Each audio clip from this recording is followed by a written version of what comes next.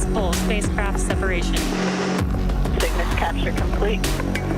Welcome to ISS, Cygnus.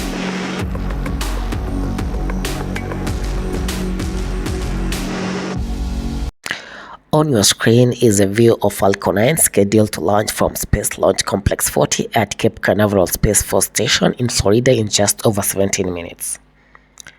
Today's mission is SpaceX 74th of 2024 and the 5th mission to the International Space Station this year, following Crew 8, CRS-30 and G20 and X-3. This launch marks Northrop Grumman's 21st commercial resupply services CRS mission to the ISS. The spacecraft, named SS Francis R. Scobie, honors the late commander of the Challenger STS-51L mission. The Falcon 9 rocket, designed and manufactured by SpaceX, is a reusable two-stage vehicle. It has supported ISS operations since 2012, delivering critical science hardware and supplies to date.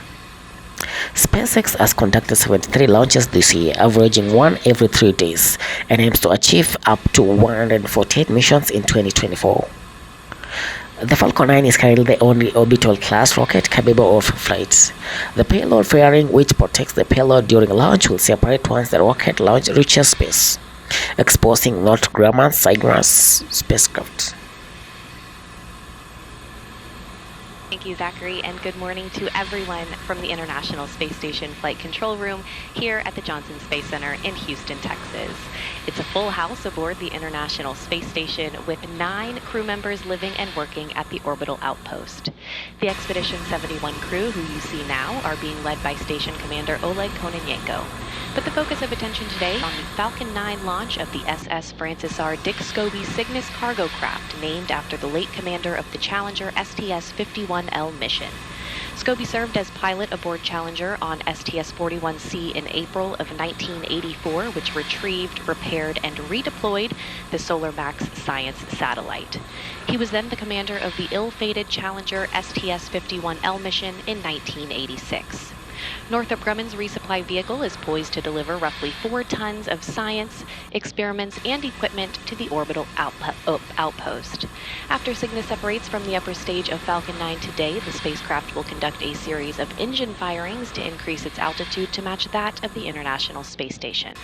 That will set it up for the start of joint operations between Northrop Grumman engineers in Dulles, Virginia, and the NASA Flight Control team here in Houston. A launch today will bring Cygnus to the station in the morning hours Tuesday, where NASA astronauts Matt Dominic and Jeanette Epps will be waiting in the cupola, set to use the station's robotic arm to reach out and grapple the spacecraft. That will be installed to the Earth-facing berthing mechanism on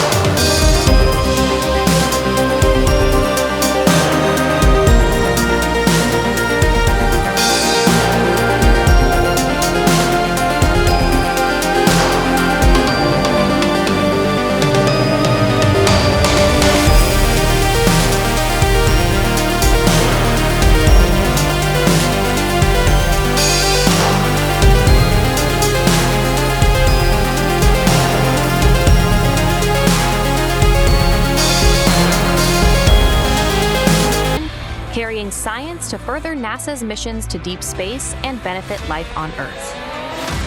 A packed bed reactor will test how microgravity affects the simultaneous movement of gases and liquids.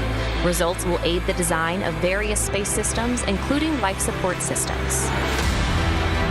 Researchers will continue testing a technology to produce stem cells in space, aiming to improve outcomes for patients with certain blood diseases, autoimmune disorders, and cancers. Microscopic organisms will travel to station to provide crucial insights into how spaceflight affects the ability of damaged DNA to repair itself. Demonstrations are educational videos demonstrating STEM topics in space for students on Earth. For this mission, astronauts will use a balloon, a penny, and a hex nut to examine centripetal force.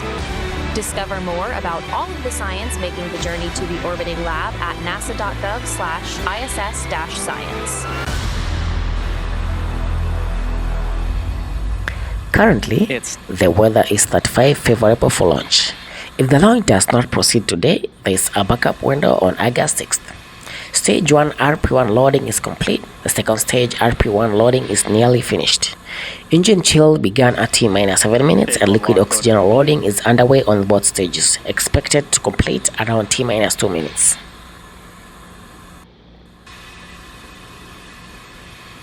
The Cygnus spacecraft is carrying approximately 4 tons of supplies and scientific experiments to the ISS. The mission includes observing blood vessels development in engineered liver tissues, evaluating fluid dynamics through porous media, demonstrating the production of blood and immune stem cells, and studying the effects of microgravity on DNA repair. Educational demonstration will also be conducted to teach STEM topics to students on Earth. As the countdown continues, the strong back structure next to the rocket is retracting to clear the way for launch. Final pre-launch checks and vehicle health confirmations will occur at T-30 seconds, followed by ignition sequence starting at T-15 seconds, leading up to liftoff at T-0. Currently at T-6 minutes and 20 seconds, all systems are nominal with no significant issues reported. Liquid oxygen loading will complete around T-2 minutes. Stay tuned for live updates as we approach the launch.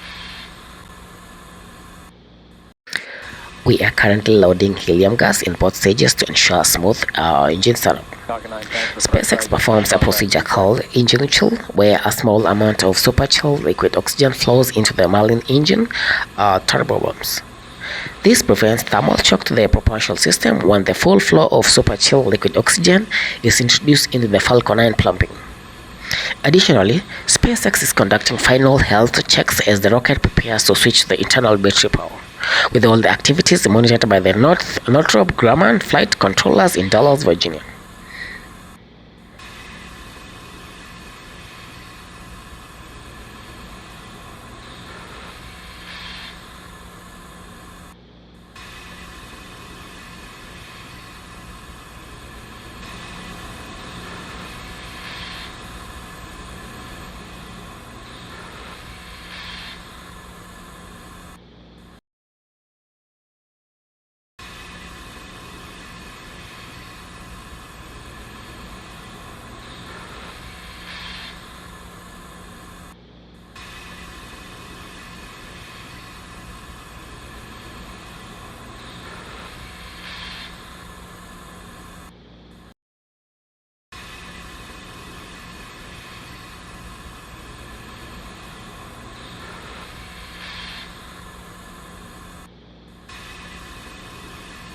Shortly, the transporter erector TE will retract from the Falcon 9 rocket.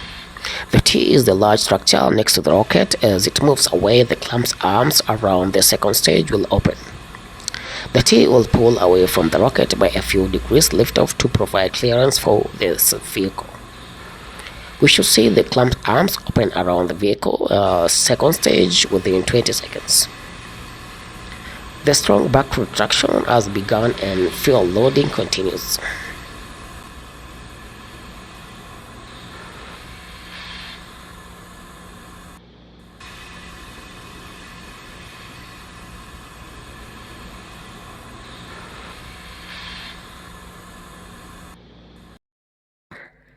The Falcon 9 fuel comprises a propellant and an oxidizer, refined kerosene called rocket propellant 1 (RP1), and liquid oxygen LOX.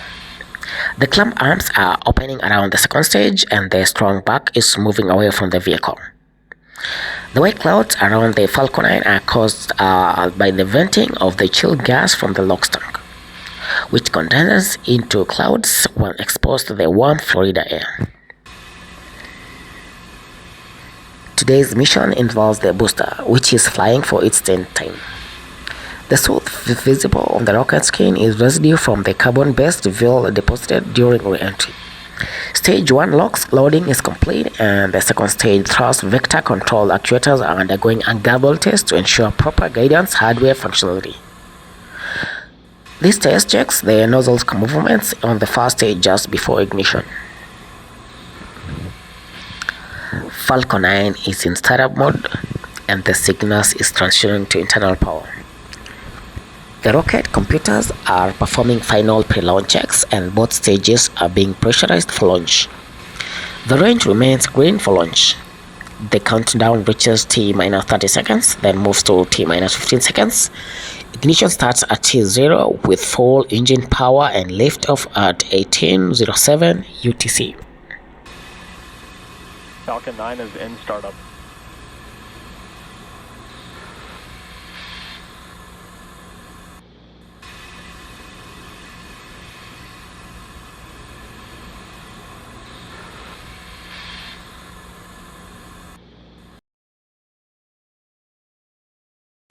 LD is go for launch.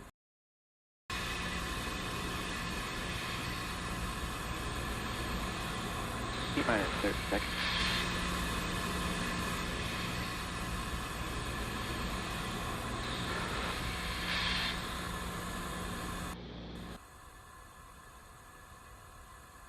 T-minus seconds. Minus 10, 9, 8, 7, 6, 5, 4, 3, 2, 1, 0. Ignition. We have liftoff. Go Falcon 9. Go SpaceX. Go Starlink 3.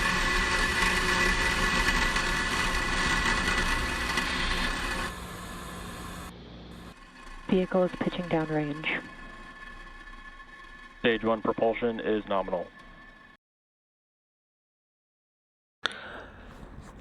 We have achieved successful lift-off from Space Launch Complex 40 with power and telemetry readings nominal. In about 20 seconds, we will hear the call out for max Q, which is the point of maximum aerodynamic pressure. This is when Falcon 9 experiences the highest aerodynamic stress due to its speed and air density.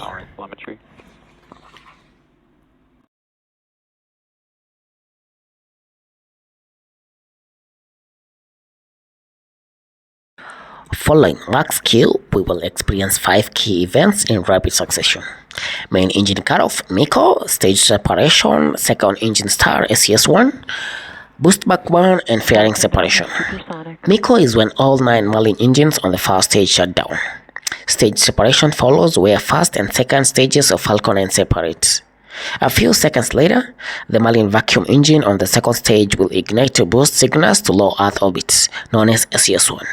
The first stage will then reorient itself for landing, and 2 fairing halves will separate to expose the spacecraft. Max Q. Stage 1 Terminal transonic. guidance.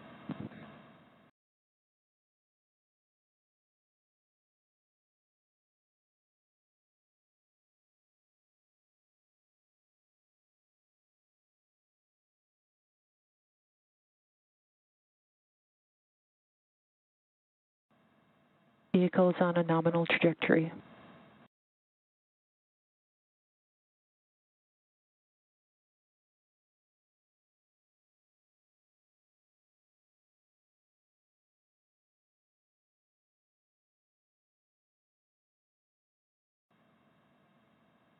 Main engine cutoff. Stage separation confirmed.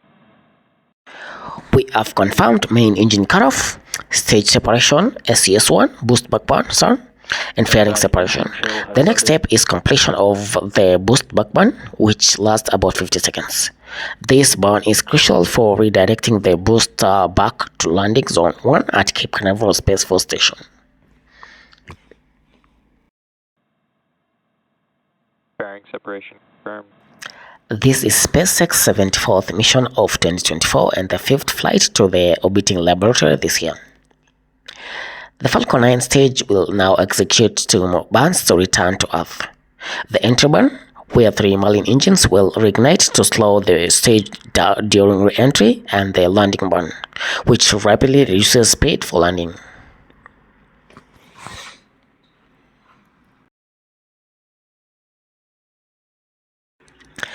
During the re-entry burn, the Falcon 9 will decelerate by firing its Merlin engines, causing the rocket to pass through the exhaust gases and ignite soot on its surface. This soot is from the carbon-based fuel used in each flight. On the left side of your screen, you can see the Falcon 9 first stage as it returns to Earth. Boost back shutdown.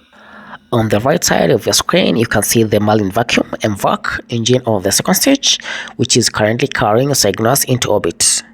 The Merlin engines on the first stage are optimized for sea level, providing 190,000 pounds of thrust during each both ascent and descent. In contrast, MVAC engine, which is larger nozzle, is optimized for vacuum conditions and delivers 22,500 pounds of thrust.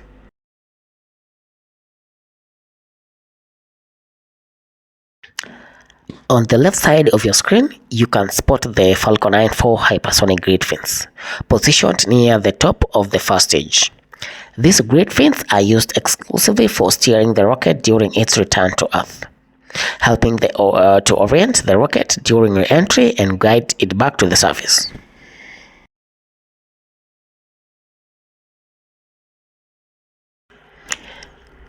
We are now seeing beautiful views of MVAC engines as it continues to carry the Cygnus spacecraft towards orbit.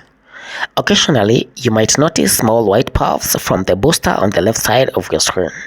These puffs are nitrogen gas bursts used for altitude control.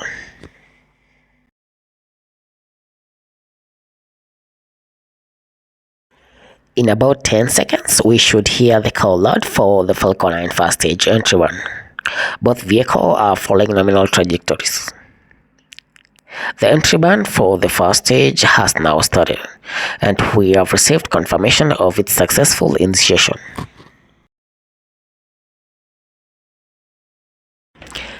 The entry burn for the first stage has completed, and the call loud for the end of this burn has been confirmed.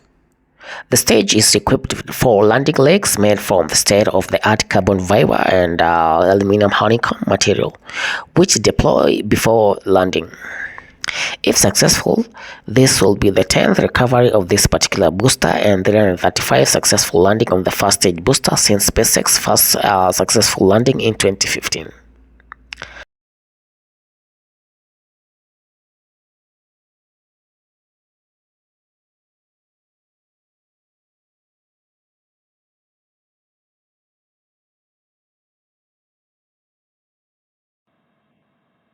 Both vehicles are on a nominal trajectory. Stage 1 NG burn.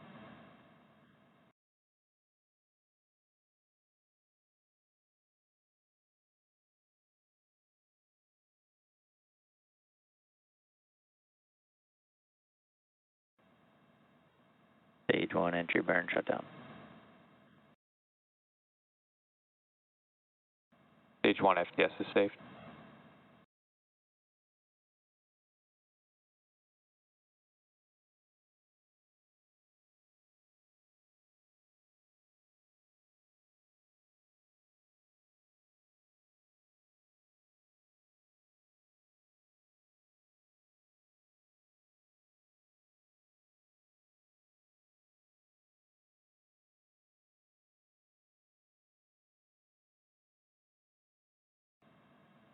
Stage 1 transonic.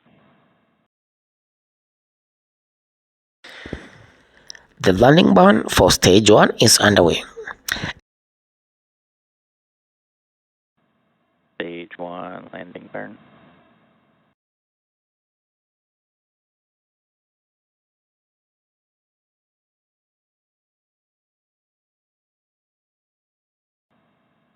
Stage 1 landing leg deploy.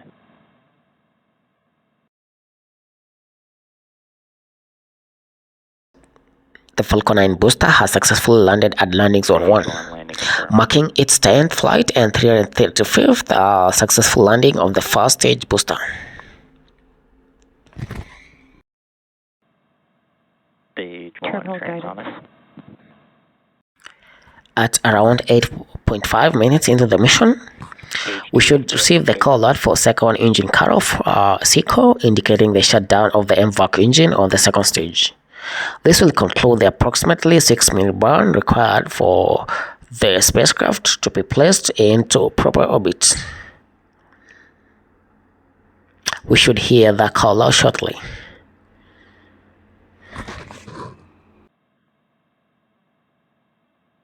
MVAC shutdown.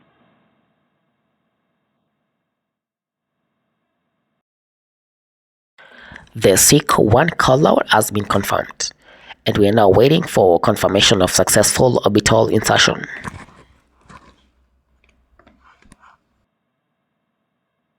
Nominal orbit insertion.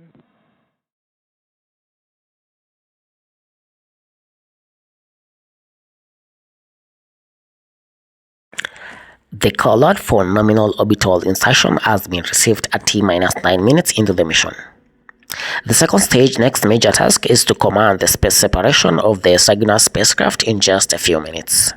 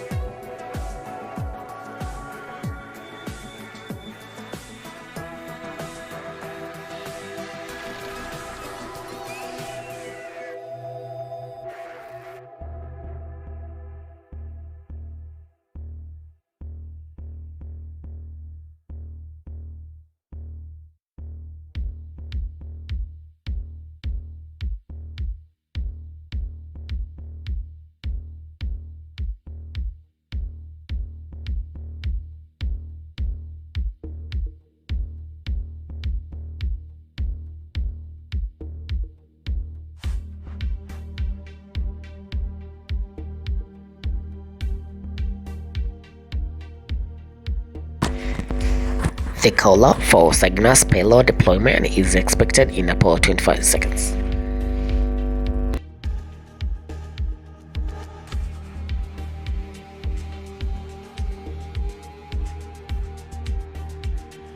Payload deployed confirmed.